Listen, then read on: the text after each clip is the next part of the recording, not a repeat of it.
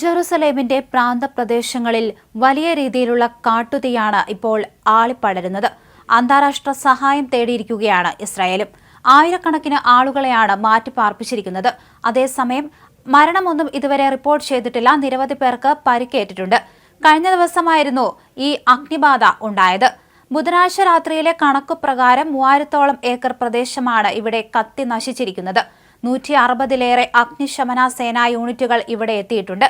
വിമാനങ്ങളും തീയണയ്ക്കാനുള്ള ശ്രമത്തിലാണ്. അതേസമയം രക്ഷാപ്രവർത്തനം പുരോഗമിക്കുന്നുണ്ട്. ദേശീയപാതകൾ ഉൾപ്പെടെ പ്രധാന റോഡുകളെല്ലാം അടച്ചിട്ടുണ്ട്.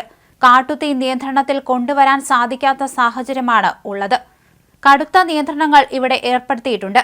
ഇതുവരെ ഉണ്ടായതിൽ വെച്ച് ഏറ്റവും വലിയ തീപിടുത്തമാണ് ഇസ്രായേലിൽ നടന്നതെന്നാണ് വിവരം. സ്വാതന്ത്ര്യ ദിനത്തോടനുബന്ധിച്ച് രാജ്യവ്യാപകമായിട്ടാണ് ഇത്തരത്തിൽ കടുത്ത നിയന്ത്രണങ്ങൾ ഇവിടെ ഏർപ്പെടുത്തിയിരിക്കുന്നത്. വിമാനങ്ങൾ കൂടാതെ ഹെലികോപ്റ്ററുകളും തീ നിയന്ത്രണ വിധേയമാക്കാനുള്ള ഉദ്യമത്തിൽ പങ്കാളികളാകുന്നുണ്ട്. വരണ്ട കാലാവസ്ഥയാണ് ഇത്തരത്തിൽ തീ പടർന്നു പിടിക്കാൻ കാരണമാകുന്നത്. സൈനികരെ സ്മരിക്കുന്ന ദിവസമായിരുന്നു ഈ അഗ്നിബാധ ഉണ്ടായത്.